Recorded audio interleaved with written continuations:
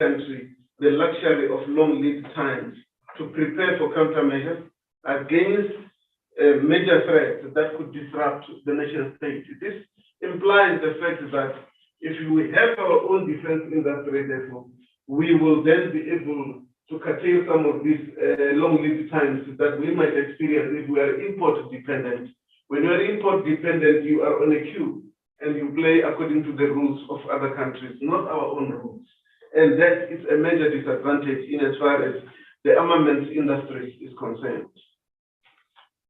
Chairperson, notably, what is of concern in the Department of Defense at the present level with regards to defense capabilities, it is the maintenance backlog, it is the reduced stock levels, and normally militaries around the world will have to have a certain stock level so that as and when it is required of them to deploy, they simply pick up sticks and deploy at that time.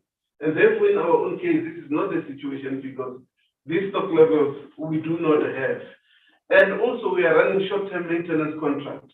This does not give assurance to defense industries in terms of hiring of the skills which they want, because therefore there is no assurance that defense will therefore place these orders.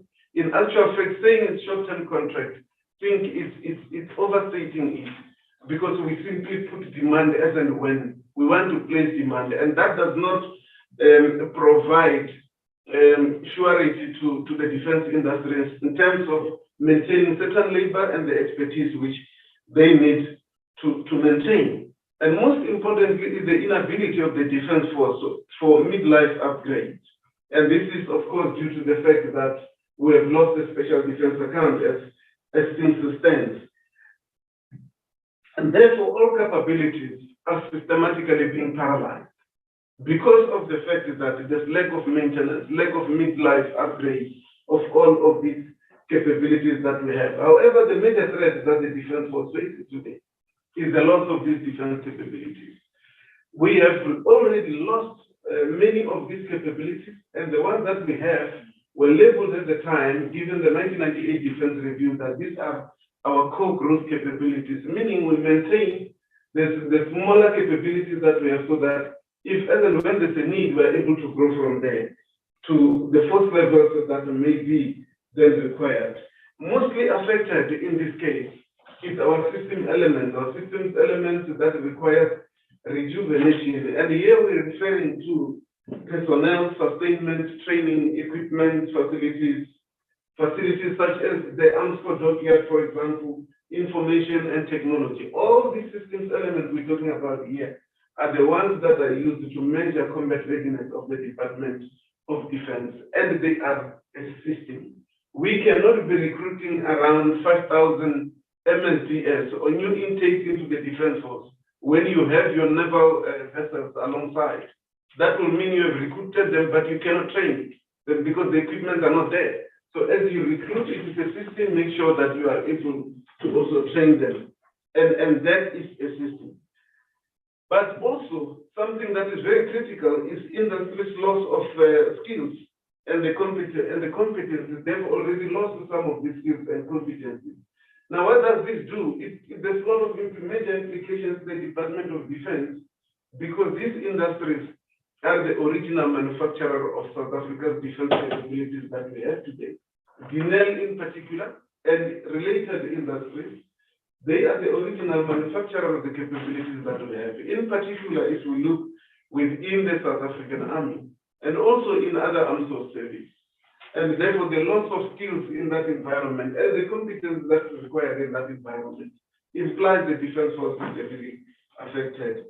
I need to move on from this slide, Chairperson, and just to paint a bit of a picture in terms of the strategic environment. And where we stand with regard to the strategic environment, actually, this situation is well known to honorable members. We face challenges, direct threats as the country. And these are as a result of our porous borders, illegal immigration, cyber, armed groups, organized crimes, amongst other things. But the most prominent one in this case is terrorism. And terrorism is very close to us today as we speak. And we have seen what terrorism can do. In the countries where terrorism has thrived, we have always seen that those countries battle to again re-engineer themselves and strengthen their own institutions to become once again a viable state. So where terrorism thrives, it has got a potential to destroy the sovereignty of that state. That will take time and years to recover. It's there in West Africa, we know it. It has been there in the east of Africa. It has come down south, and it is now in the SADC region. What we want is a very strong military, the military that will be combative, and not to mention the incidents that will normally happen within the maritime space. And to move on from this slide, Chairperson, I'm going now to the next slide where I want to talk defense policy. Now, in terms of the defense policy, given the strategic environment in the way that it was, we then took an initiative as the Department of Defense, driven by the Minister of Defense, where we came up with a new defense policy that came to be known as the Defense Review 2015. And this defense policy has been approved by both houses of Parliament.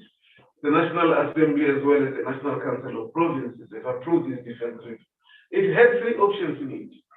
The first option, as indicated on the slide, the serial number one, meant that we need to reduce the defense to the allocation, meaning we had to reduce ourselves to the budget as was being allocated then in 2015.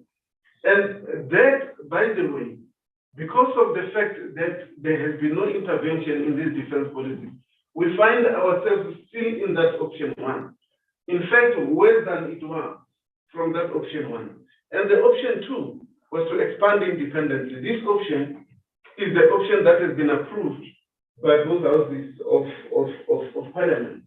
And therefore, what it meant was that we need to retain sovereign independence as a country, as South Africa. Because the third option was saying, can we expand the defense force in partnership? Meaning, we find a friendly country and expand with it. And that would have implied, for example, we could have said, Angola, yes, we are expanding the SADF in partnership with you. You've got a strategic lift. We don't have to buy a strategic lift. As and when we want to use it, then you have it. And Parliament felt that no, that was not the way to go.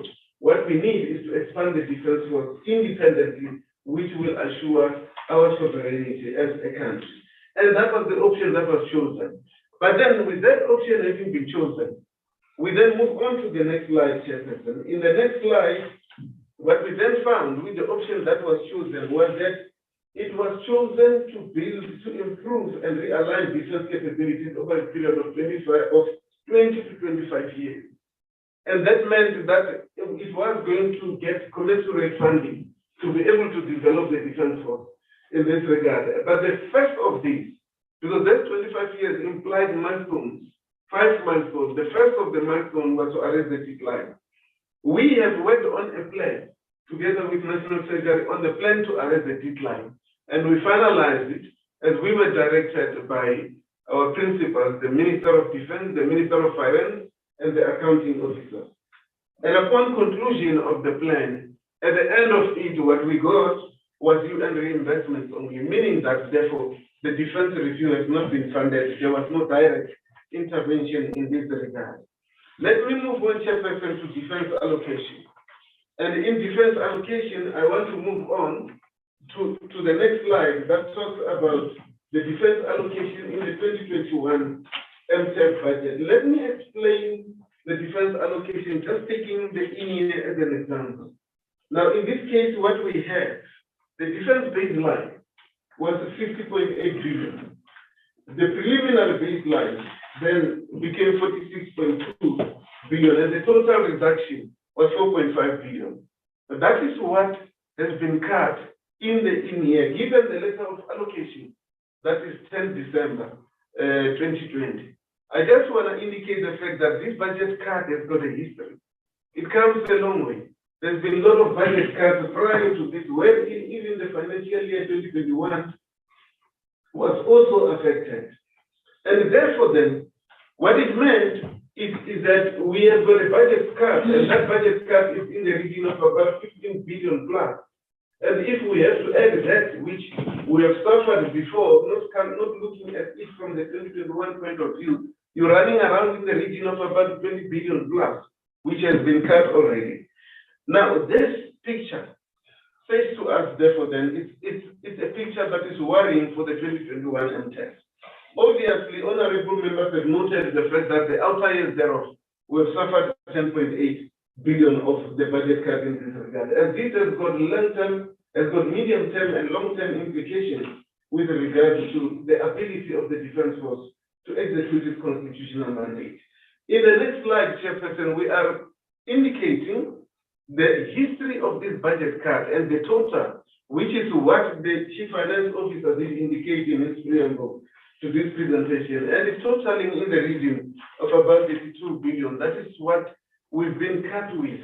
And then the next slide is where we start with Program 1. And with regard to Program 1, move over to the next slide. With Program 1, Chairperson, we want to indicate the major cost drivers within Program 1. But before that, just to indicate the intensity of the budget allocation. And again, let me stick on 2021 and 2022. Obviously, the outer years are there. They will read more or less the same. And the full cost is 7.2 billion. When the allocation was 5.5 billion, and the shortfall is 1.7 billion. That is just within the administration program. But looking at what are the major cost drivers, what are those things that worry the Department of Defense or that are of concern?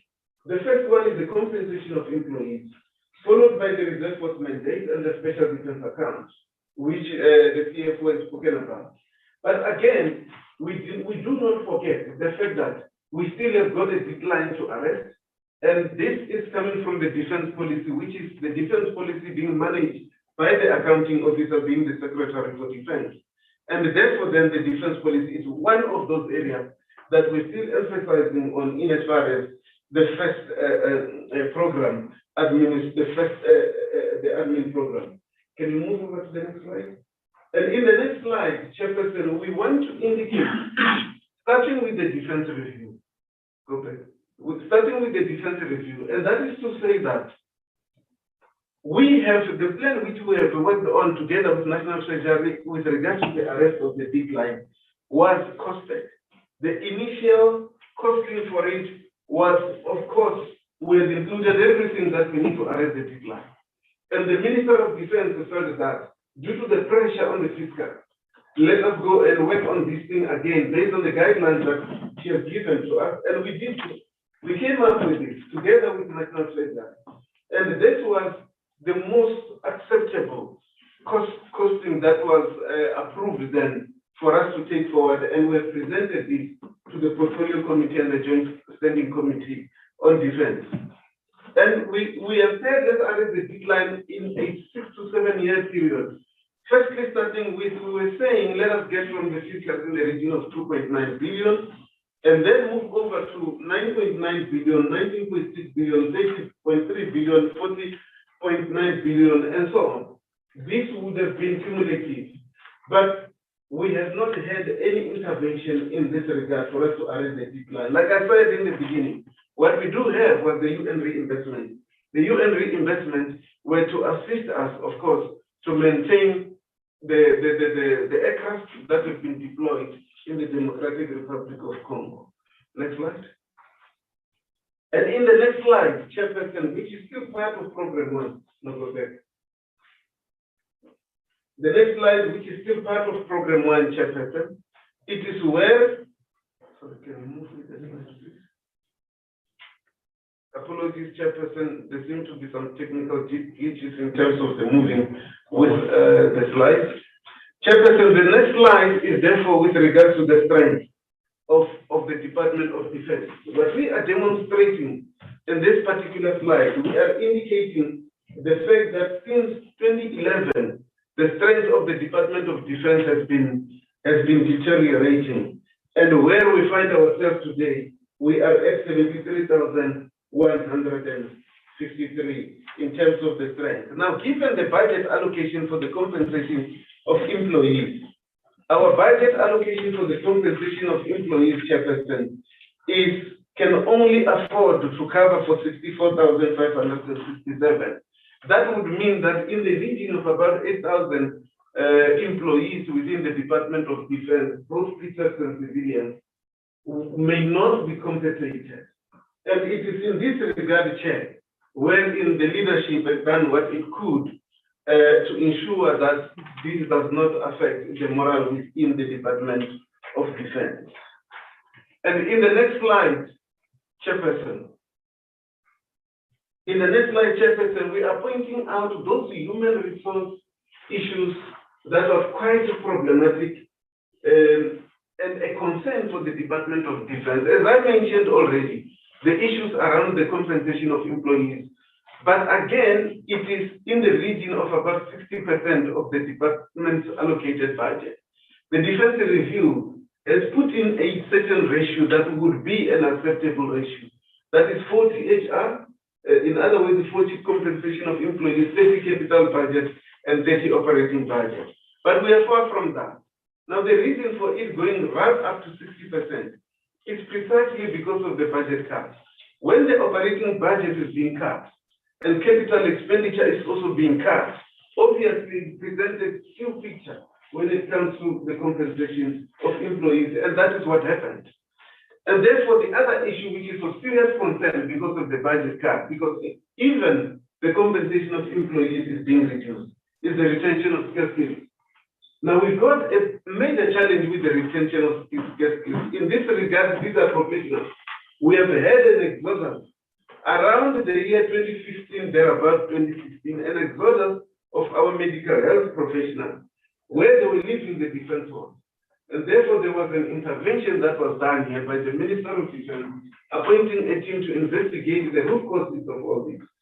The investigation was completed, and those recommendations have assisted the department, because upon their implementation, they mitigated this situation. But obviously, it is a mitigation. It is going to be very difficult to get rid of it completely. And with the understanding that as a defense force, we will not be able to compete with what is obtainable in the market out there when it comes to scarce skills.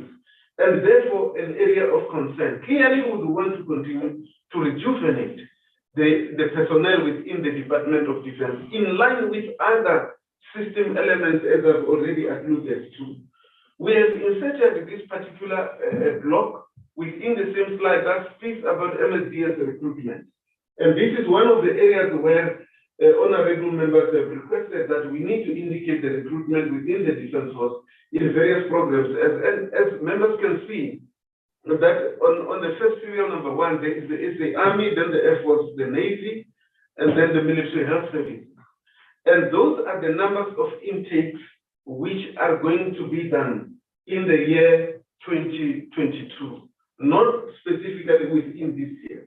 Now, other support elements such as logistics, military police, and so on, they are actually indicated in the middle part of the table, wherein we can see that logistics has got a share and the military police also have a share. In total, we are planning to recruit 2,097 of these members. Now, the recruitment is going to be alternating year after year. So in other words, this year we don't have an intake.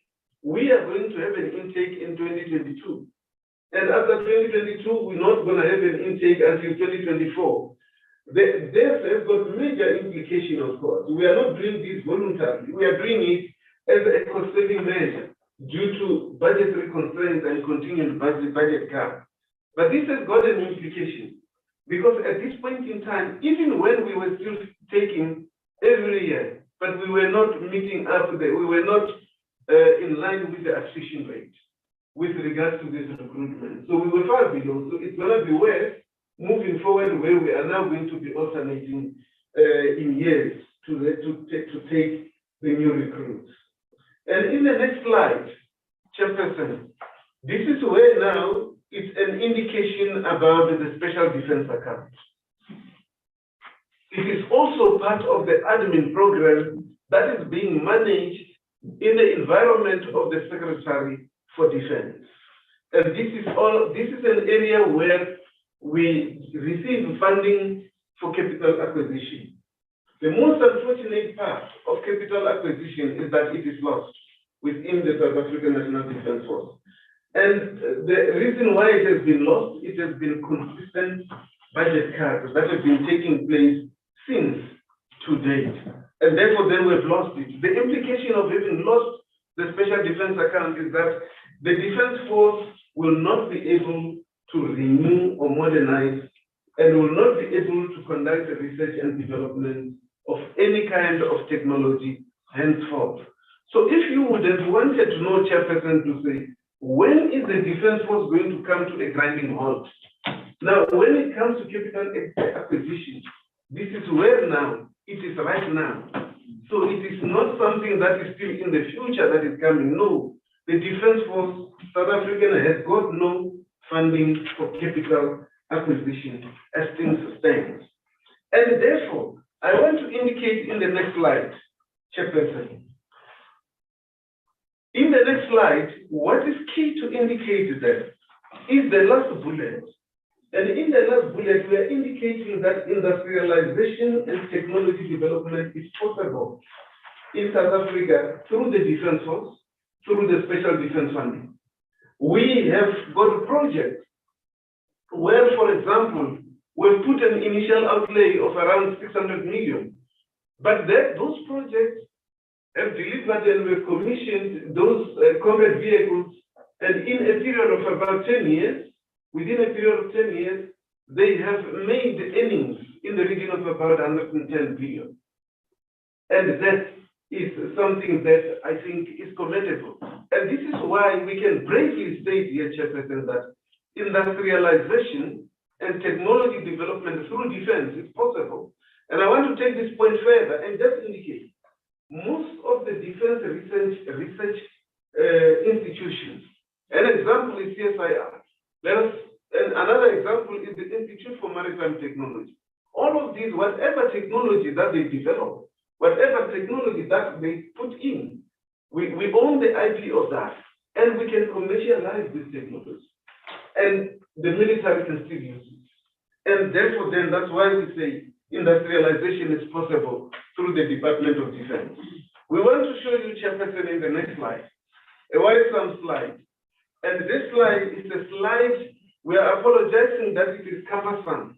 But the main aim of this particular slide, Chairperson, is to demonstrate the fact that in defense, if you look at the upper topmost line, that line was a strategic acquisition capital master plan over the years. And there we're starting in 2017, just to demonstrate a point.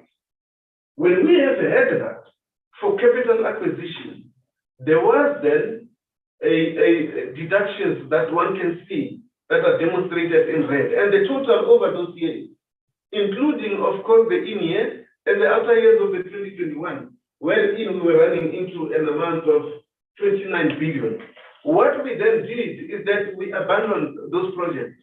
We have left them. They have not been attended to, because if the writing was on the wall, it was clear for us that we are losing the special defense account. The shortfall in the 2020 MTF is what is indicated in the next slide. So in the next slide, in the 2020 MTF, what we have, 2020, it's clear 1.7 billion. 2021, it was 7 billion. And 2022, it was 7.7 billion. And all of that is basically what we would have required to be able to modernize the entire defense force. Now, that is history. The next slide, though, is current. Move to the next slide. And in the next slide, Chairperson, this is current. But it is current, it is based on contracted contracts. This is real time. The others, some are contracted, we have deferred, as the CFO has indicated, because there was no choice for us. Now, what we have here, that we are indicating those are rents and cents only. We look at the total there. On the right column of the top table, on the right, just below there, it's circled in red, and we're indicating 1.6 billion. Now, that 1.6 billion talks to everything that is needed over those years that are indicated on our left, 2021, 2022, and 2023, and 2024.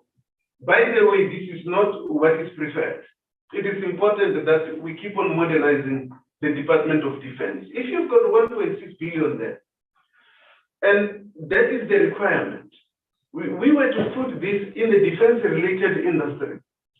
We can sort of get something into it, but at least if we were to put that in a single year, without that demand, and the less it is, as indicated in those years, we are actually not making any difference to the defense industry itself, and also we will not get the earnings in as far as the country is concerned, coming from the sales that we might get from our IPs. And in the next slide, we want to indicate here, Chairperson, what capital expenditure, the decline in capital expenditure to defense has done, combined with the conclusion of the strategic defense packages that were concluded in 2009. It actually changed the nature of demand of defense to the defense industry. And that is precisely because of the lack of funding. There was no other way of doing it.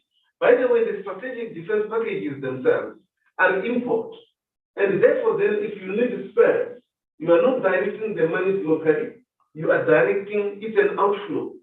And when you've got that money, which is an outflow internally, you are not feeding into the defense industry. Why so?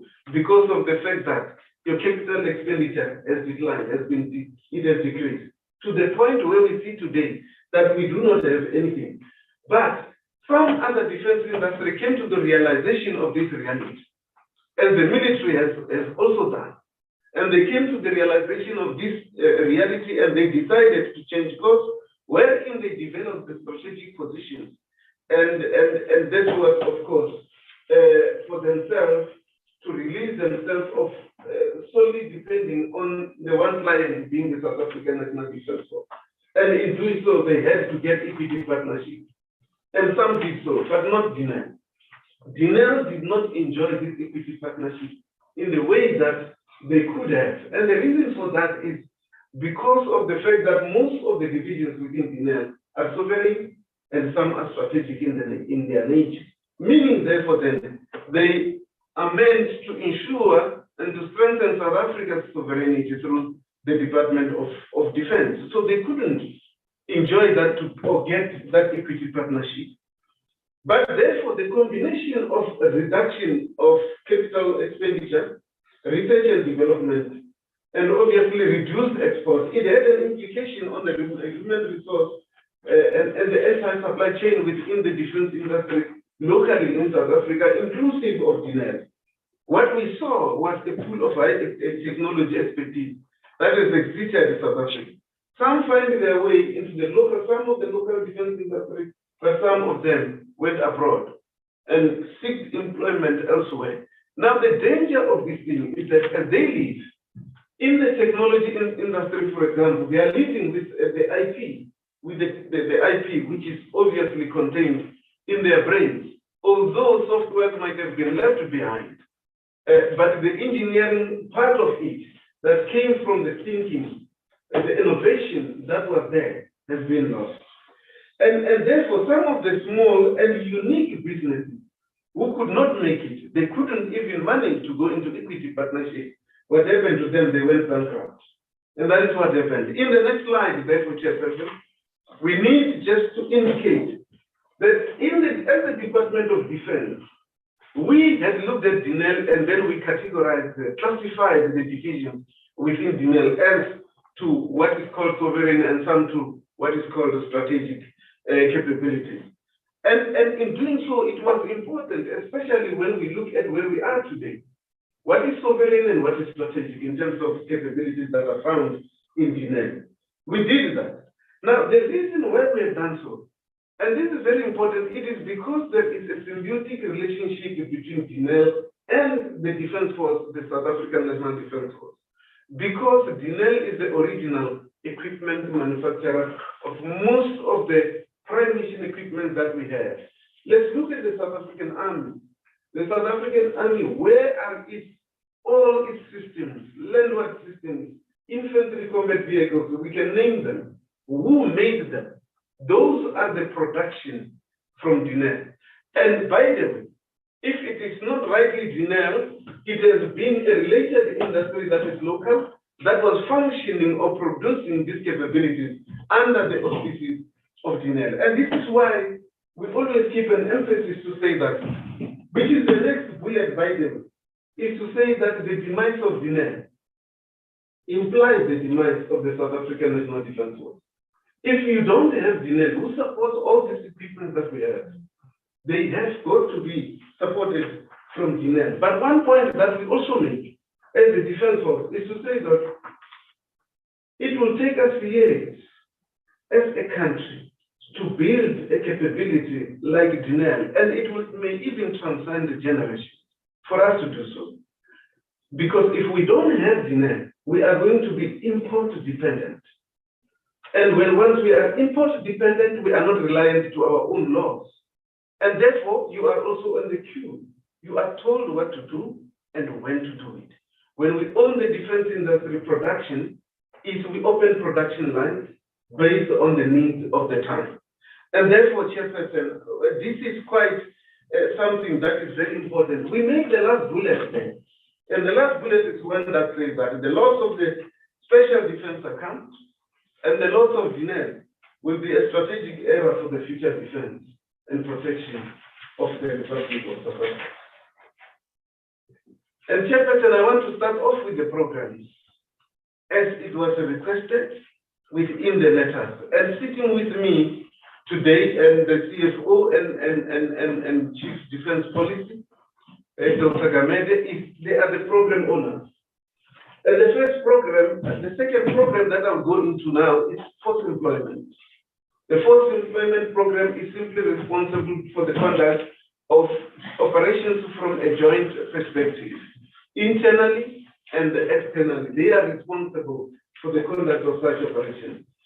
We have not stopped the Chairperson with our ambitions of beefing up boots on the ground when it comes to border security. And we also have got ambitions to say that we also need to strengthen these boots on the ground through the use of technology. And we are saying that we want to move up to 22 subunits. We haven't. For quite a long time now, this has proven difficult. And in terms of technology, we have got the technology that we have at this point in time, which we are using, and it is not that much. It is just insufficient to do what we want to do. And I'm not indicating the borderline. What we're doing at this point in time is to focus on the critical areas where we know these are the most problem areas within the borderline. But therefore, then, Chairperson, this is required. We all know South Africa's borders are porous. And what is happening?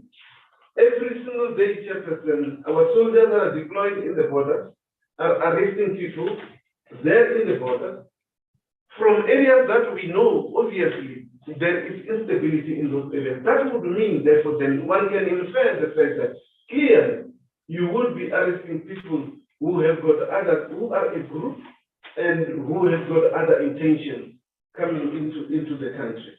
Because given the nature, where they're coming from, and that cannot be ruled out with the understanding of the situation as it presents itself today in the continent and elsewhere around the world. Firearms are always being found every day, every time, and we report this quarterly to say that we have found so many firearms in the previous quarter in the borderline. Again, due to the challenges with regards to budget cuts, we have got to reduce the United Nations reinvestment. It is not at the level where we want it to be. And actually, we should be collecting the revenues in this regard for the state. And because of the serviceability of the vehicles, which is mainly affected by the turnaround time for the spares, and this is the contributing factor. The major contributing factor being with regards to our own defense industry in the state that it is. And therefore, then, Chairperson, in addition, which is something that I've spoken about, that is technology, inability for us to have a real-time picture of our borderline. And that's the picture that we always would want to have full-time throughout our borderline in the country. There are implications, Chairperson, in us being able to conduct our international obligations, i.e. search and rescue, given the area of responsibility that has been given over to South Africa. to look after in terms of research and search and rescue. Another thing is interrupted long-range maritime patrols, which are being interrupted as the ship is sailing. For long-range maritime patrol, it starts limping, and therefore then you go to return the ship, you go to try and find another one, and then it starts limping back. And therefore you find, as I will indicate during the maritime program, and I will indicate the fact that most of the vessels are alongside, and this is all due to budget cut. In the next slide, we are indicating the fact that we have also made pledges as part of the SADC standby force, as part of the force employment program, and those pledges which we've made also are within the land, air, and maritime domain.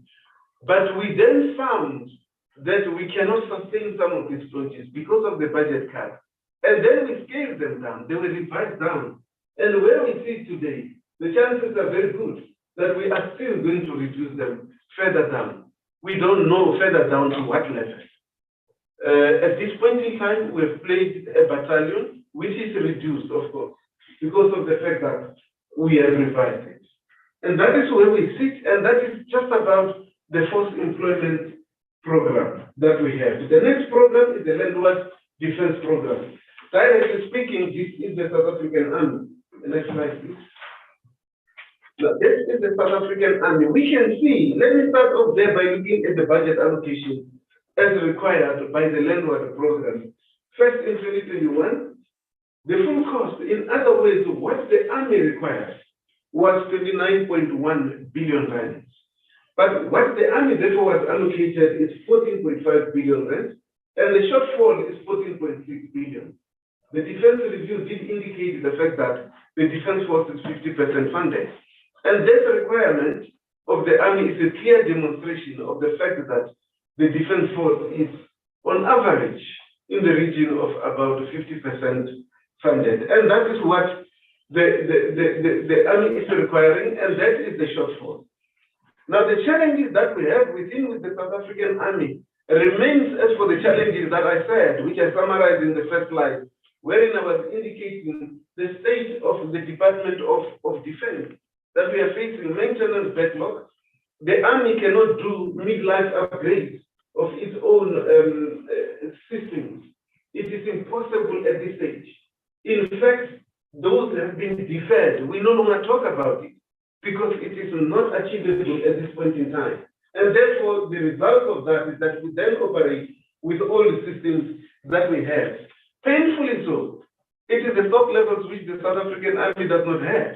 And then when the Army has got to deploy for any type of landward operation, we need to first make sure that we go and obtain those stock levels that are required. We need not, ideally and under normal circumstances, to be worried about ammunition. We need not be concerned about ammunition as and when we have to deploy as a defense force. And these are the stock levels, the spares, the uniform is part of the stock levels, and all of these, we cannot afford them at this point in time, not to mention other general commodities, etc. Worrying is training. Training in the defense force, if we look back in the past 10 years or so, we've cut it by almost 50%. And this is because of budget cut. Now, the implication of cutting training is dire, because soldiering is founded on training. It is a foundation of military culture, it is a foundation of military discipline. And what is worse is the fact that the military itself grows its own teams. In other words, we produce the skills that we want in the military because they cannot be produced anywhere else. And therefore, then it is important. The implication is you don't want to run out of skills for command and control. You want the skills to be there. You don't want to run out of the skills for lower level command and control as well. These are the criticals of skills that we want. As the military, we do make use, of course, of national pool in terms of tertiary education, wherein our doctors are trained there and our engineers are produced using the national pool of our own academic institutions. And that is where, Chairperson, to summarize the South African Army, where one would say that is where the South African Army is. To add, they are operating old equipment, the old family fleet. that we've abandoned. We had started a multi-purpose vehicle system, which was more modern for the South African Army, and it has also been abandoned. But the last thing about the Army chairperson, second last, is the fact that the highly specialized airborne capabilities cannot be maintained. And the highly specialized airborne capability in this case, we are referring now to parachute infantry. And that is our highly specialized airborne capability. And this is due to, of course, challenges within the aerial delivery and recovery systems that we have, that lies within the South African Air Force. The Defense Review has indicated that with this decline, the South African Army might likely find itself being a light infantry capability that is reduced to constabulary tasks, rather than the South African Army being an army that will be able to conduct operations in fulfillment of the constitutional expectations.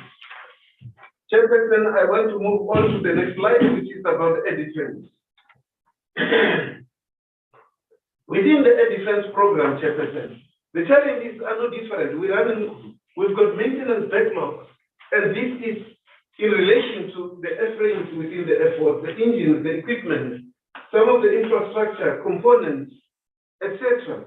And then, as I said, that some of the repairs are deferred because of the fact that the budget cut is affected so much that we will only go to the bare necessities that we cannot compromise yet, and especially when it comes to our combat and transport aircraft.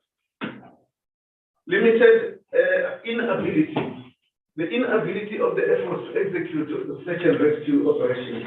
And of course, I spoke about the maintenance contract. Within the South African Air Force, we cannot be making demands. We need to have maintenance contracts that will be in place, because as we said, it only shortens the turnaround time. It helps the industry, of course, to be able to position itself long-term contracts of the industry with its employees.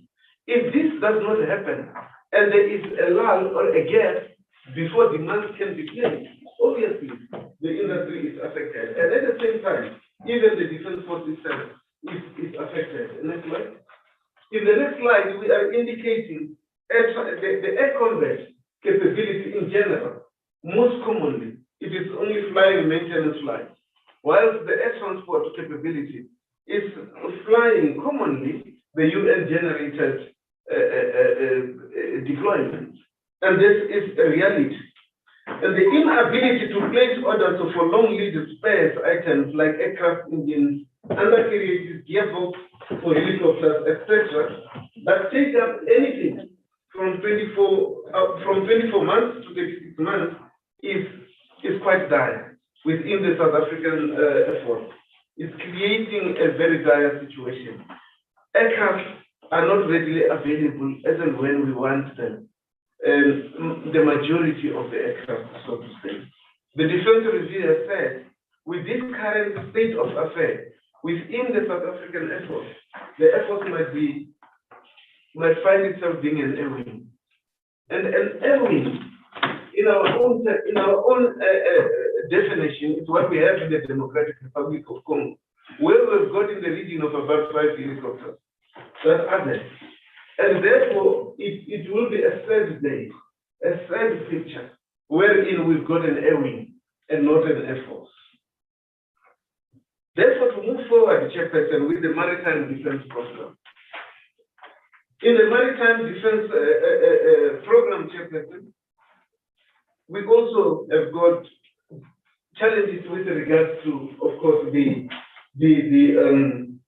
maintenance backlog that we have. And in this case, it's affecting the receipts of the vessels. Midlife upgrades, improving space holding, and the rejuvenation of the Armscor dockyard. The Armscor dockyard also needs some form of rejuvenation.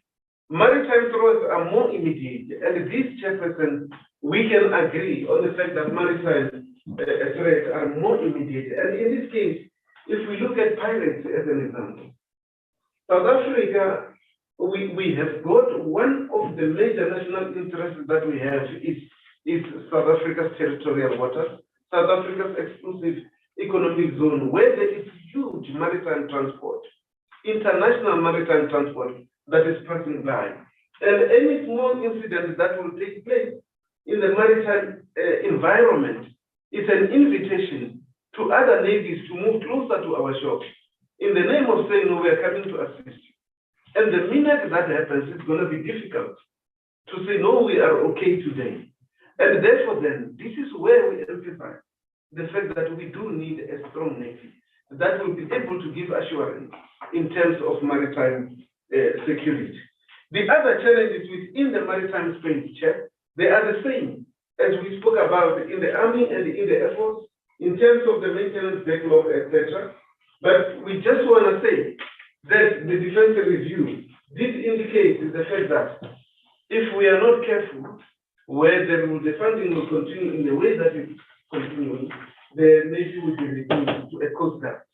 And by the way, internationally, there are some of the Coast Guards that are much more stronger than some of the navies around the world. But we do not want to see a picture ourselves as the South African National Defence Force, wherein we reduce the Navy into a Coast Guard, especially for the sake of national security. And I need to move on, Chairperson, to first the Navy and to go to the military health program. What has been very, very key within the military health program is the major cost drivers that the military health program finds itself in, wherein pharmaceuticals and medical consumables are a huge cost driver. But besides that, they still need to renew their equipment, that is in terms of technology and other medical equipment, which of course are old. They need continuous replacement because these are key instruments and equipment that they would want to use in their practice as the medical practitioner or healthcare practitioner. What exacerbates the problem within the military health services, in the midst of the declining budget, they are experiencing an expansion or an increase with regard to the patient population that is continuously increasing. And therefore, the medical inflation of around 11%, which they have to pay for. And in addition to the medical inflation is foreign exchange. Because of the fact that, of course, some of the medication which they are using is more import than it is found nationally. And therefore, Chairperson, in our planning instruments, we have put to say, in as far as our depot stock, at the military health service, we need to maintain it at 50%. It is not the ideal, given the fact that the military health service has got the responsibility to preserve a reserve stock for South Africa. They have got to preserve the reserve stock nationally. And therefore, then, when we talk about 50%, we are not referring to that which they should be doing, namely to have strategic reserve stock of pharmaceuticals and medical consumables. We're only talking just to be able to support the soldiers during deployment, as well as their families. And that is what we are referring to. And this is just the challenge with regards to this.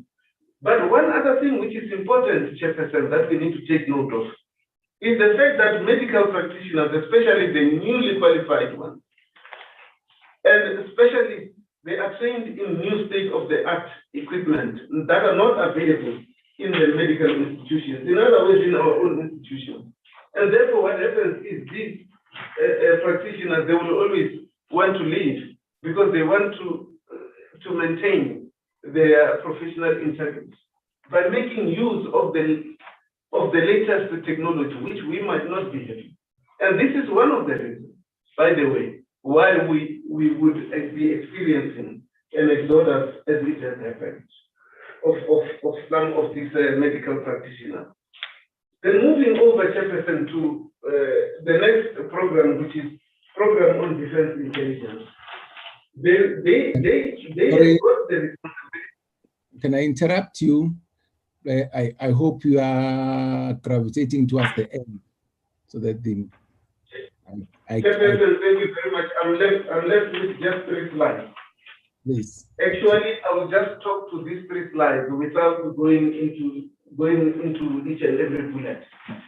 In this program 7, Chairperson, there is a responsibility for defense intelligence to provide intelligence products. And therefore, then, this budget cut also affects them. Their products will therefore be reduced. They've got the responsibility to establish a cyber capability and a sensor capability for the South African National Defense Force. Obviously, without adequate funding, this is not achievable. In the next slide, we're talking joint logistic systems, and we have already spoken a lot on what we indicated in the various programs in terms, because they are responsible for transversal logistic systems, and therefore then they are equally affected in the same way. The last slide, we want to point out, Chairperson, in this slide to say that what are those interventions that are required?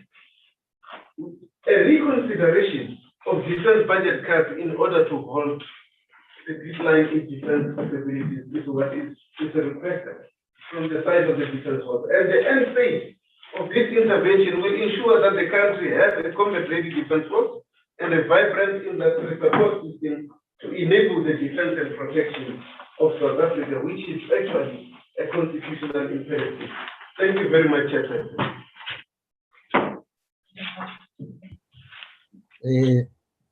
Thank you so much.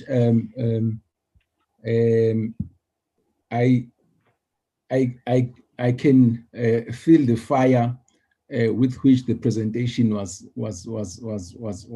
made. Thank you very much. And obviously, it's the first time we interact with the department. Honorable members, here's the presentation. I welcome your comments and questions for the Defense Force.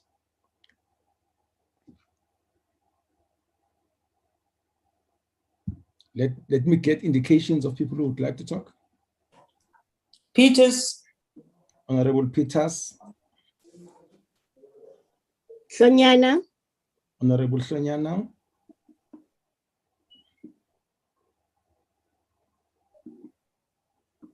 Honorable member.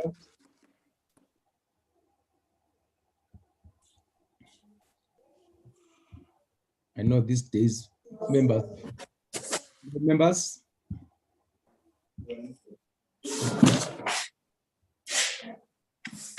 Okay, to save time, let me allow Honorable Peters to come in. Honorable members, others who come in, they'll indicate to me. Thank you. Honorable Peters, can you please start?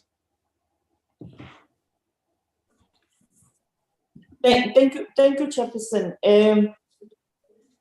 Chairperson, I want to take this opportunity to thank the Department of Defense, and to also take note of the fact that they indicated that the minister is engaged elsewhere. And it would have been good for the minister or deputy minister, Chairperson, to have been part of this, the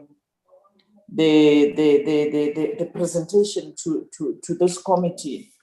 I think, Chairperson, the Department of Defense should be one of those departments that you start by indicating to them what the role of this committee is, because it is important that they understand that whatever they are raising, whatever that they are facing, we need to deal with as this committee, because we are the committee that actually engages National Treasury and the Minister with regard to their budgets. Chairperson, I've got only one question, and I'm sorry. I don't know whether this would be the relevant department or the relevant officials to deal with this particular issue. But what will it take, Chairperson, for the Department of Defense and National Treasury to deal with the imminent demise, for a lack of a better word, of Dineo. Chairperson, I can't understand, and I for some reason can't appreciate the fact that we've got leadership in the department and the ministry, as well as in the board, responsible for this entity that would have been an asset, an asset for the Department of Defense for revenue generation. And now we're sitting with year in, year out, the same situation where Dineo is unable to pay salaries. I shudder to think, Chairperson, that we could be sitting, and I'm saying this is my only question. I'm looking at a correspondence, Chairperson, that was circulated in Moma Faratati. This correspondence seems to be coming from internally in Dineo, from management to colleagues, where they indicate to those colleagues that they are unable to honor their contractual obligations for the month of April. Chairperson, if I was the CEO and the board chairperson of Dineo, I would hang my head in shame, because you have people who are working in this important asset of the state, dealing with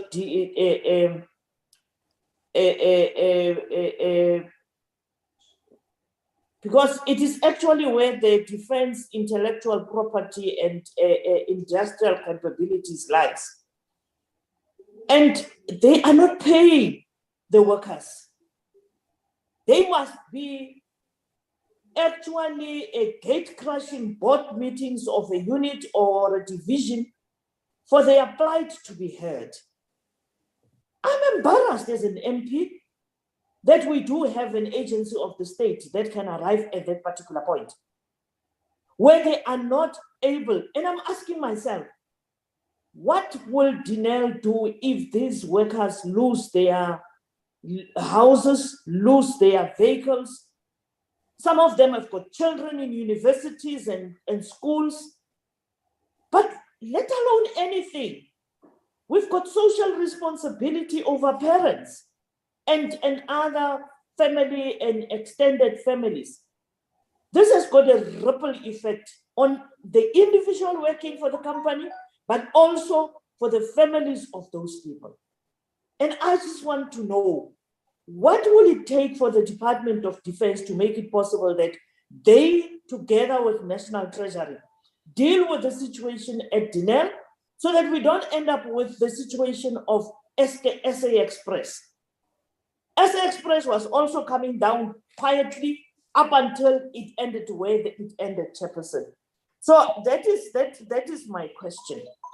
How does the leadership at Dineo sleep at night having this type of situation prevailing? How can it happen last year, Chairperson? It happened in 2019, where workers were supposed to be taking 25% or 50% of their salaries. It cannot be. Imagine the day we wake up and told that Parliament can only pay us 25% or pay us 50% of what is due to us. What will then happen? Even in the Department of Defense itself, what would then happen in your situation if that type of day arises? God forbid, and touch wood, it doesn't. Lastly, Chairperson, my question is, looking at the capabilities and capacity of the Defense Force, I mean, Department of Defense, why is it not possible that in between and during the times that there is no major deployments of our men and women in uniform, Are their skills not deployed in helping deal with the challenges that we face with the infrastructure challenges in our rural areas?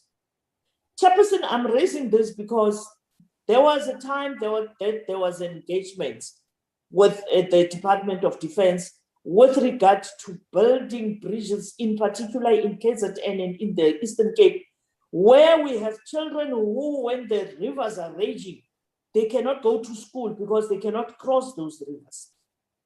We have situations in the Eastern Cape where people literally tell you to cross the stream with when they have funerals, they have to remove the coffins from the hearse and carry it across the stream because there is no bridges. And I know that the Department of Defense can do this, and they have the capability and ability to do that. My question is, why are we not doing it even when we are not asked to do it? The one problem that we have in government, Chairperson, is this bureaucratic channels where even if there is interventions that can be done, they are not done primarily because you need to be asked first. There must be budgets. There must be particular guidelines that are followed. And by the time those guidelines are followed, it's 3 years down the line or 4 years down the line, monies are not spent. So I'm also asking, the Department of Education equally needs the support of the Department of Defense. I'm also very knowledgeable about this. At one stage here in the Northern Cape, Chairperson, there was a strike at a provincial hospital, and the Department of Defense came to the party and held and at the end of the strike, the community said, we don't want the staff of the hospital. We want those soldiers to come back because they were very good. They could take care of us, which meant that these soldiers are also hungry to work and eager to work because they are just sitting in some places where they are not utilized. So, Chairperson, I'm sorry if I have not engaged with the slides because I just thought that this generic matter must just be brought to the fore. Thank you, Chairperson. Thank you, Honorable Peters. I think you did because the questions are emanating from these slides that have been presented. Honorable Hlonyana, please come in. Thank you very much, Chairperson. Chairperson, we welcome the presentation by the Department of Defense. It is worrying as a South African, as I sit here, because I used to have a lot of faith in my defense. I knew that if anything happens to me when I'm outside the borders of my country, I knew the commanders will come and collect me and bring me home. Now it's a little bit scary when we are having a defense which has no money. So I have some few clarity seeking questions, Chair, and I've also got comments that I would like to make. The first one, Chair, was that the Major General spoke about the decline in defense capacity. He spoke about the reduced stock levels, how we have reduced ammunition, spare parts for the vehicles, uniforms, and general commodities. Now, my question is to the Major General, with now the reduction which we're facing now, does this mean if anything happens tomorrow, like if tomorrow another country can declare war, are we ready? Are we ready as South Africa to defend our sea, our air, our land? Are we ready, Major General? And then on the issue of intelligence, Chairperson, I just wanted to ask the Major General, does the South African Defense have its own intelligence wing? And then if it does, has the intelligence of the national defense been affected by the budget cuts in any way? And then the other question that I'm having, Chairperson, it was that the Major General spoke about the capital acquisition. that the research and development are affected, search and rescue is affected, development of new technologies is now affected. So my question now is that with all of these major things affected, what is the plan to get, maybe the department itself, the defense itself can advise us as the committee, advise South Africa, what honestly do you think must happen with Denel? What changes do you think must happen with Denel? Maybe if we give it to the department, maybe they can come with solutions because they are the closest people with Denel. Maybe Major General, if you can advise us as the nation, what do you think must happen with Denel? And then on the issue of military health, Chair, you know, military health is one of the most important elements of South Africa, not only for the military itself, but also for us as South Africans, because when there is an issue or there's a problem in a certain province, in a certain municipality, we know that we can always call upon our defense force to assist us with military health. So, Chair, if we have powers, we need to go get more money for the defense. There is no way we can have a limping defense system. I mean, we cannot be here. We are exposed as the nation. We are not protected as the nation. More money must be found. Treasury must make a plan so that we make sure that we cannot compromise on South African defense. Thank you very much, Chairperson. Thank you, Honorable Hlonyana. Is there another honorable member who want to have a bite? Okay, let me come in. Chairperson, before you come in. Please do, Honorable Peter.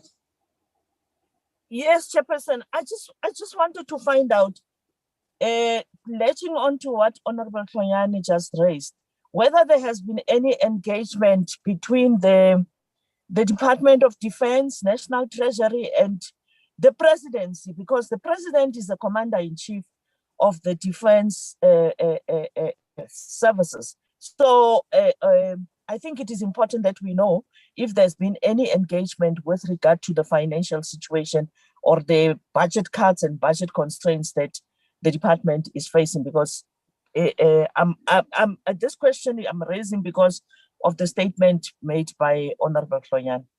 Thank you, Chair. Thank you, Honorable Peters. Let me join the honorable members to thank the department for sharing the state of our armed forces, as it were, especially with the budget cuts. And I think what is worrying, they are saying that it's not just the budget cut, which has been as a result of COVID. For about 10 years now, they've been on a budget cut. Perhaps my first question is related to what Honorable Peters has said. I wanted to say, what is the response of National Treasury when you share with them this this state of our army and the implications thereof? What do they say? And then related to that, as this information be shared with the executive, not just the Minister of Defense, for instance, Honorable Peters, Mincom Bad would have seen this because I think we know that there have been budget cuts, and mainly because of the situation that we're in. But a one-size-fits-all type of budget cuts, I don't think it's a right thing to do. I think there should be an animal farm of some sort, looking at some of the responsibilities that different departments carry. So I just wanted to know that have you shared this presentation and with the executive, and what's coming from there? having said that, budget cuts are a reality. I would like to know what are the mitigating strategies for the department on dealing with these things. There was a time when we were talking about the disposal of non-core assets to support the core mandates of different departments. Do you have something like that, what you'll call a non-core type of assets in your balance sheet that can help you to deal with this thing? I'm thinking of things like land, farms, and other things which may perhaps be peripheral. But talking about farms and stuff, before you came in, where we had the Department of Correctional Services, and they shared with us what they are doing, for instance, with their farms to to feed the inmates.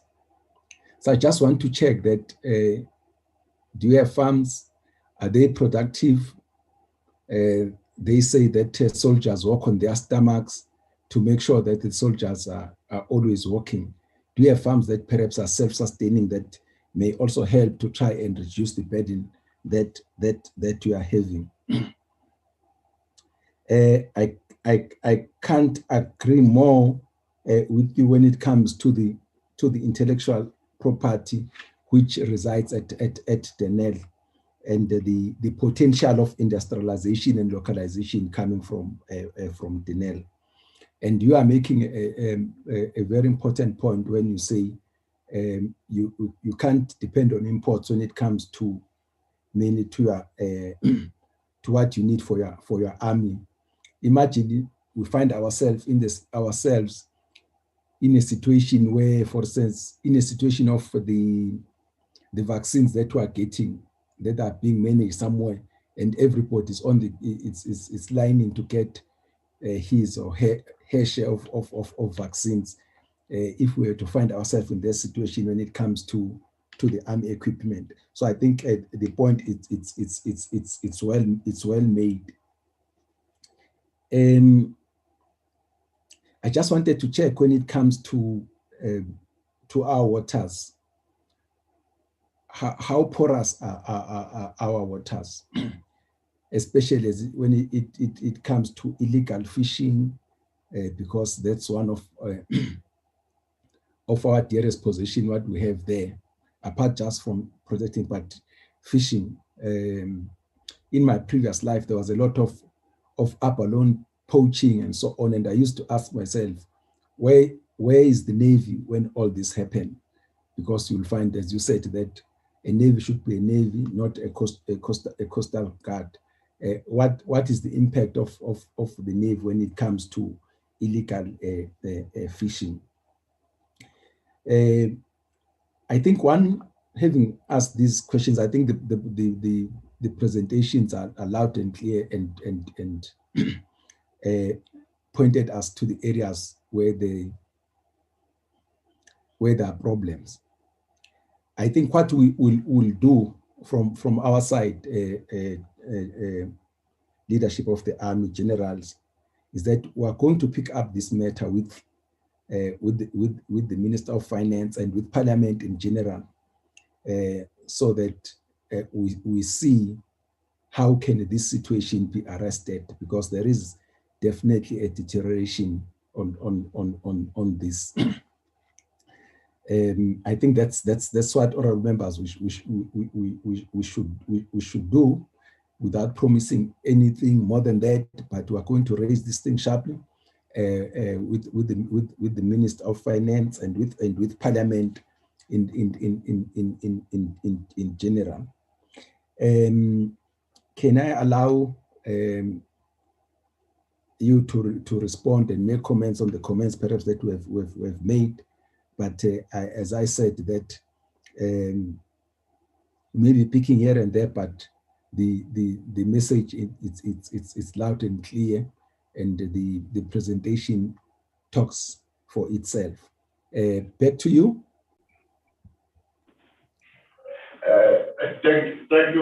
Thank you, Chairperson. One question that I will start with is which was raised by Honorable Appropriations. I will start with Chairperson with the issue of Correctional. Correctional does not fall under, I need to be clear, it does not fall under the Department of Defense, but it falls under the Department of Public Enterprise. That's where the issue of Correctional is. But Correctional is working hand in hand with the Arms Corps, because the Arms Corps is where they place orders through Correctional. Okay? So at this point in time, one of the members asked, how can we advise as defense? One can I advise is to say, I think Correctional and the public enterprise of the department, they must engage in the different funding model. Because if the funding model that has been used, it's not working for Correctional, it's not working for public enterprise, what is the alternative? Definitely, those two departments, the department and the SOE must come up with the different funding model. That is, I think, that is what it needs to happen when we deal with Correctional. The other thing, Chairperson, is, I think the honorable member, there's an honorable member, Chairperson, I don't know if I must continue. Okay, Chairperson, the issue of bridges in KZN, as well as Eastern Cape, that was asked by the honorable member. The department might have the capacity. If I can share with the members of the committee that most of the construction work that was done by the public works, some of those work, the defense will take over from it. But Chairperson will only do the work that is got a budget. If there is no budget, Chairperson, it would be impractical for the department to perform those activities, including the one for the bridges that needed to be done, Chairperson, because as we indicated that the department is really bleeding when it comes to the budget. That is where, Chairperson, we are. In terms of the question that was asked by the honorable member, Sojanis, Major General Ramaswamy will take those questions, and then we make a follow-up if there is a need for us to make a follow-up on it, Chairperson.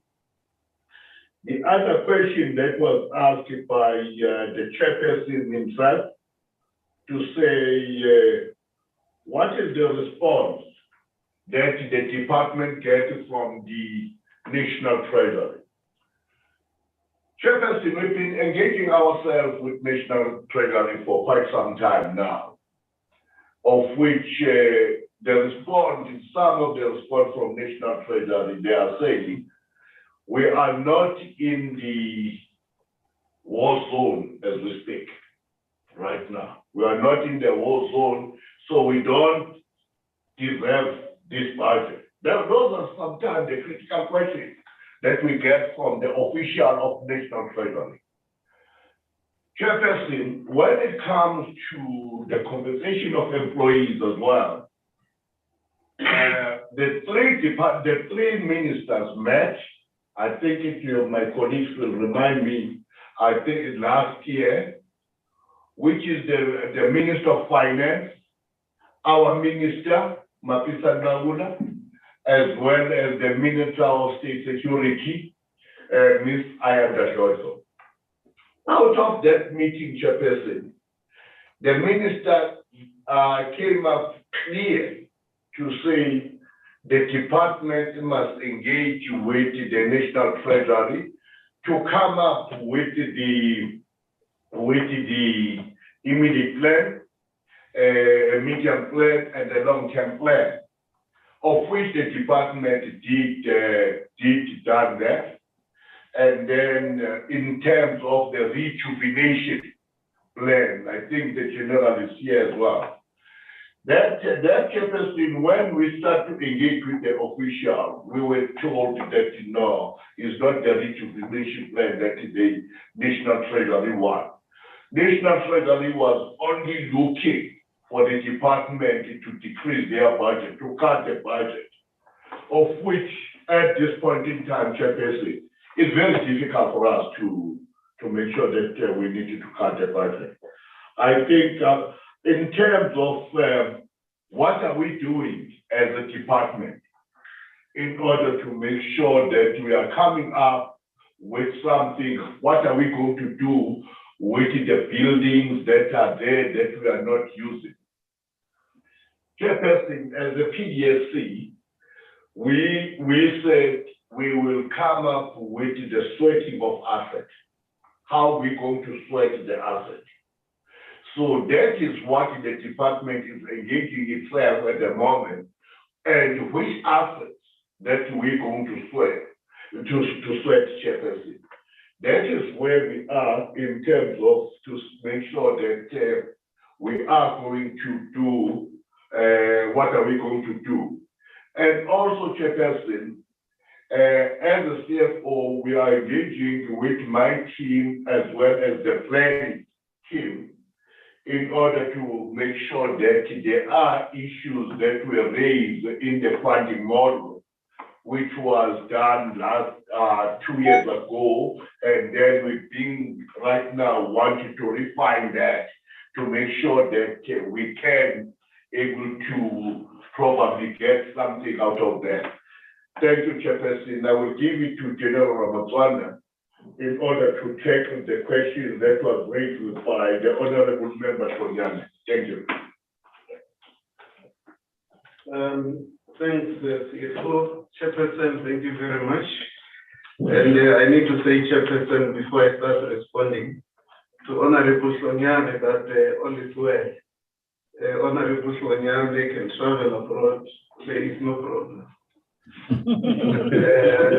We really want to give Honorable Tonyane that assurance.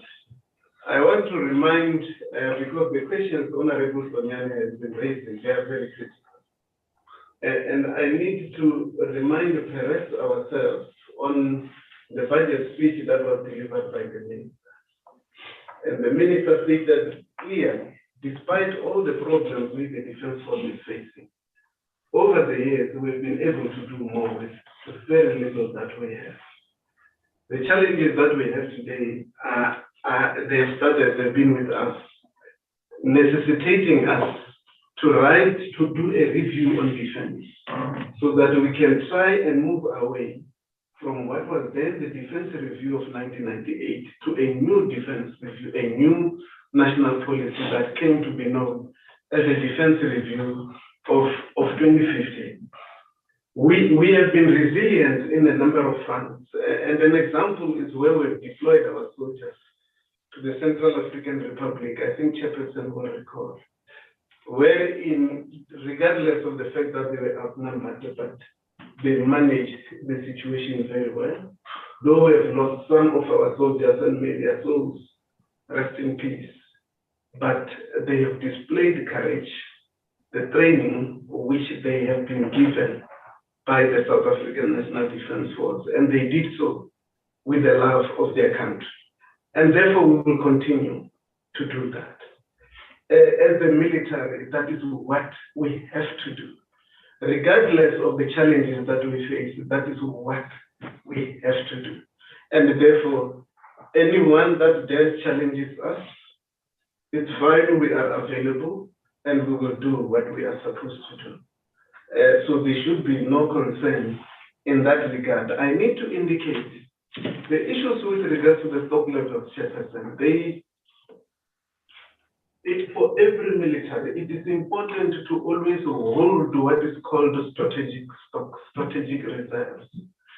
Because if you don't do that, then as and when you must deploy, you do not have that. It's important to hold operational reserves. So if you want to deploy, then you do not have those stocks that you would need.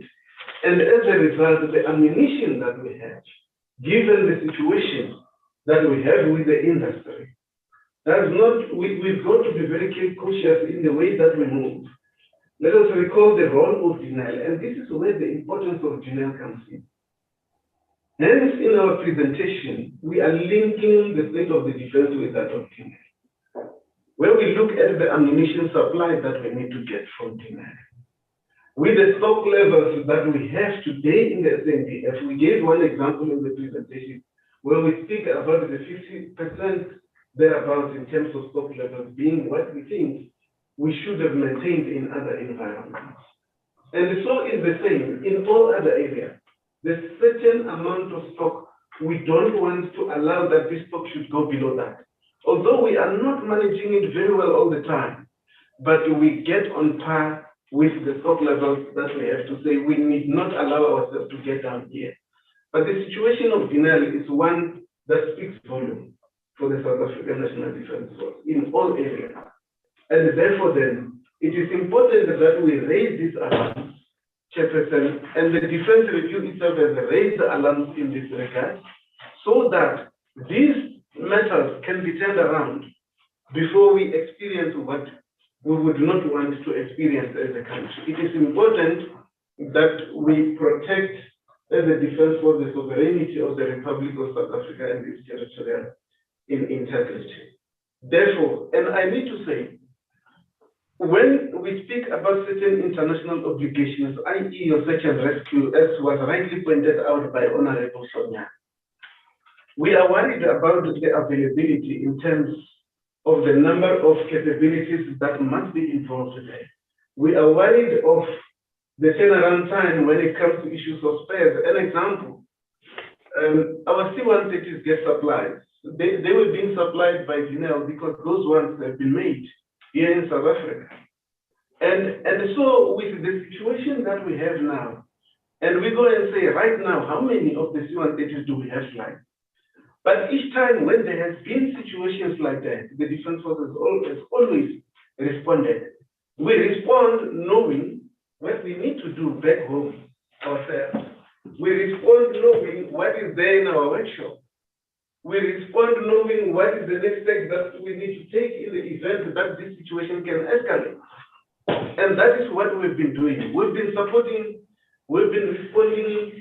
to all national calls, as and when the Defense Force is called to do so. But that response does not imply that we don't have problems. The problems are as serious as we have presented them. So it is to give members to say, in as much as the presentation looks the way it looks, it is actually a true picture. But the Defense Force has always survived. We have always done what we are supposed to do to be able to do more with the little that we have. And if there is an assignment that can come out tomorrow, I'm very sure that the Defense Force will be able to do such an assignment that affects the territorial integrity and the sovereignty of the Republic of South Africa. In that regard, clearly every military that engages in such military operations, there must be build up of everything that needs to follow thereafter to ensure that such operations are sustained. That's the situation that we are in now. And I need also to indicate here a point that was raised by Honorable Sonyane again. That is defense intelligence. That is an area that we are worried about because, yes, it has been severely affected as well. As we spoke about the number of products that needs to come from defense intelligence. And let me say this, Chairperson, that your only messiah in today's contemporary threat, your only messiah is defense intelligence. Terrorism will happen anytime if you do not have intelligence. And then it is critical for us to raise the issue to say that they've been affected. If there is anybody that wants to commit any act of terror and intelligence is not picked up, who is going to pick this person if the person is living amongst the population? intelligence is quite important. Intelligence is in the forefront of military operations. And I want to link this with the question that was saying that what is happening in our territorial water? What is the situation with regard to fishing, etc., etc.? Our Navy is operating in conjunction with other role players in the maritime environment. We know all other their government departments in there. SAMSA is playing a role in the maritime environment, but most important, the point that I want to come to is defense intelligence. Now, there has been incidents of illegal fishing that has been taking place at sea. And what has then been happening is that normally there are those that deal with law enforcement at sea, but failure to do so, they invite the South African Navy. This is one form of intelligence, amongst other forms of intelligence that are there. And the South African Navy, once they are seen and they are visible, you would see a frigate that is coming. And once that happens, they abandon their mission, whoever they are, and they will run as fast as they can to make sure that they are nowhere close to the South African Navy.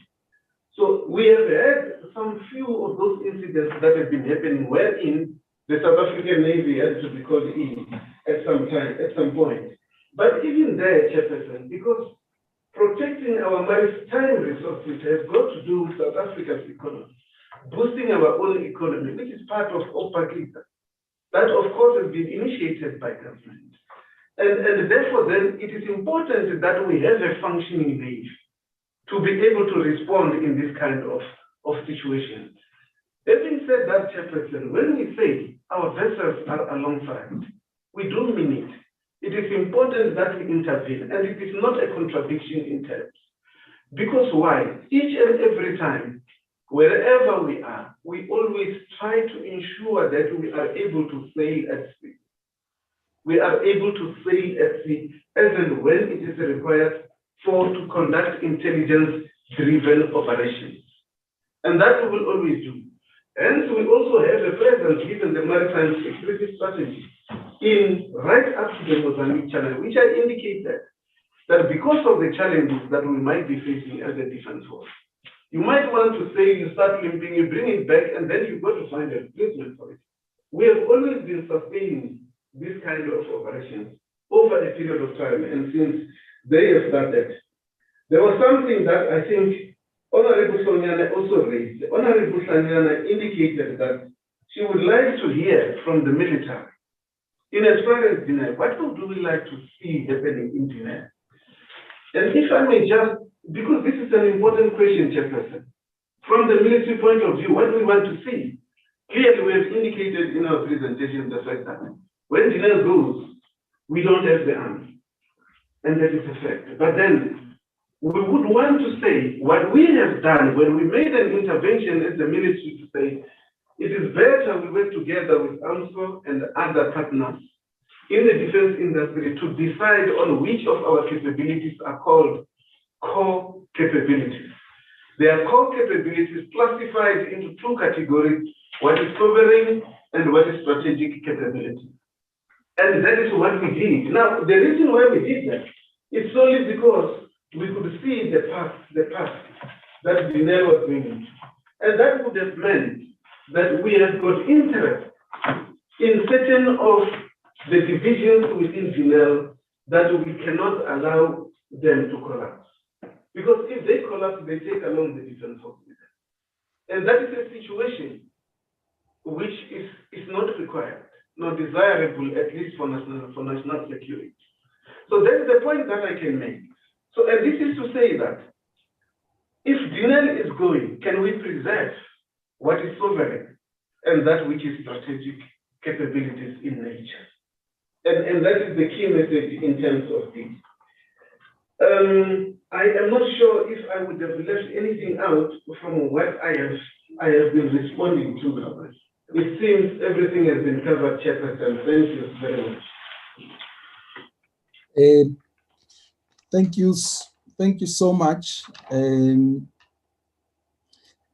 CFO, Mr. Sokele, and the generals who are accompanying you.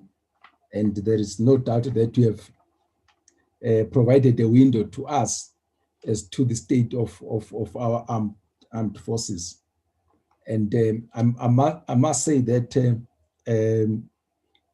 from our side, which is as government, we don't want to lose Denel.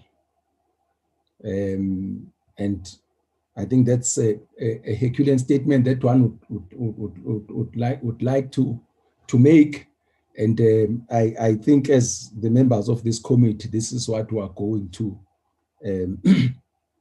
take forward, because we don't want to lose the core and strategic capabilities of our armed forces. And again, thank you, the Department of Defense, for again assuring us that we are still safe. I do realize, Major General, that you needed to shock the system so that the system could respond to what is happening. That's quite acceptable. It's science that you are giving us, but I think the point that is you are making, that our sovereignty, our territories, and so on and so forth are still safe is reassuring. Just to make a point that, which is the point that perhaps I'm underlining, that to me, that you don't start preparing the war when the war starts. So you prepare the war and you never know where the war is going to come from. So it's always important that you are always, as you say, combat ready for whatever eventuality. And I'm sure people who have been following, or historians, or you as army people, you'd agree that the Soviet Union didn't start with the PM21 when Hitler started the Second World War. So the Katusha was there because you prepare for such eventualities. As the committee are going to take the matter up with the Minister of Finance, National Treasury, and as I said, that we will also be engaging with your minister and parliament about this state. As I said, we don't want to overpromise anything, but safe to say that we understand the situation that you are in. And lastly, I must say that look, from the distance, we are always inspired by the professionalism of our army, and you do remain the pride of South Africans. I think this brings us to the end of our engagement. It was our first engagement, and definitely we will engage in the future. So you are excused, but if you still want to remain with us, it's fine. We are still continuing with our meeting. Thank you very much.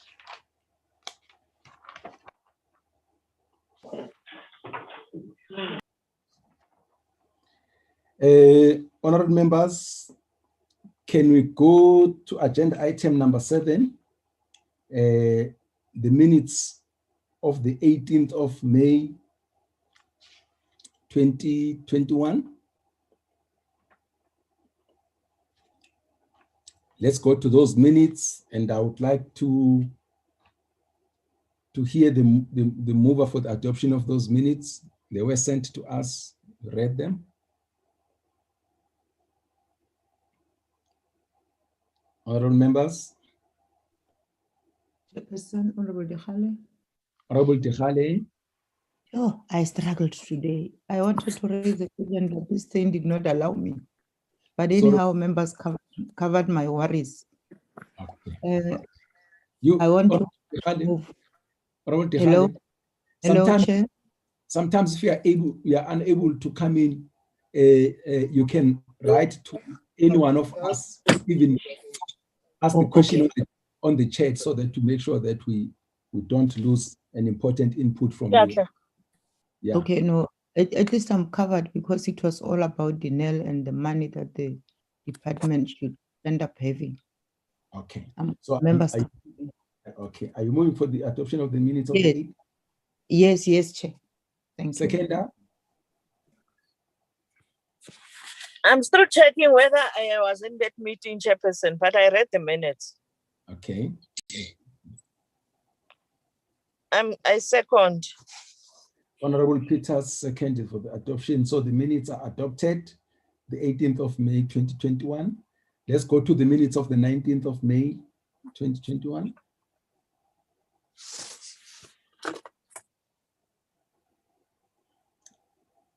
Honorable members. I think I was there. I think I was there also. Hey, this thing of reading from a small phone. Sorry, no, take your time. I'm reading from a small phone, Chairperson. Okay. So I've got to run across. I think the minutes. You were present, Honorable Peters. The minutes of the 19th. Yes, yeah, I have them. I have them. I have them here. Yes, Chairperson, I was present. I move for adoption. Honorable Peters moves for adoption. Seconder.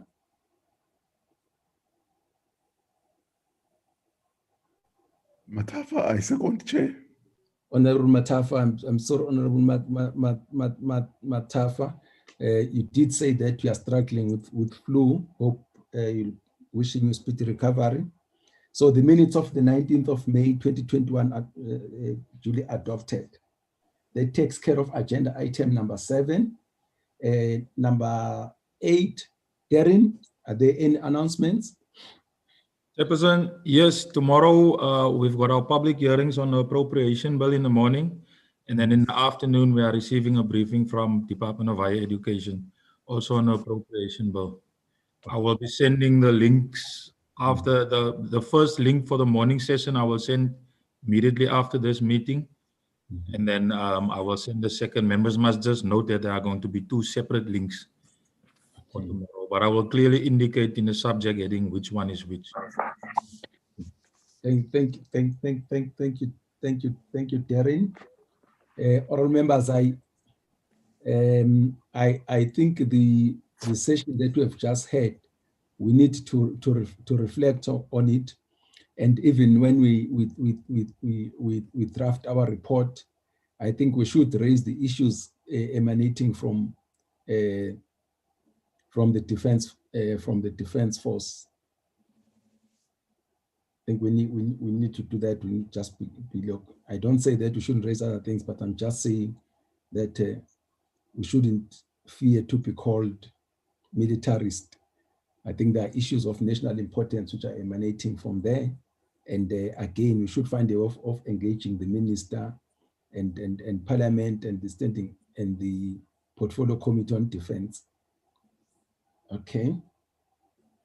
Then the last item, it's the adjournment of this meeting. This takes us to the end of today's meeting. And thank you very much for everybody attended. The meeting stands adjourned. Thank Thank you, you, Chairperson. And a happy Africa Day. Happy, Mama.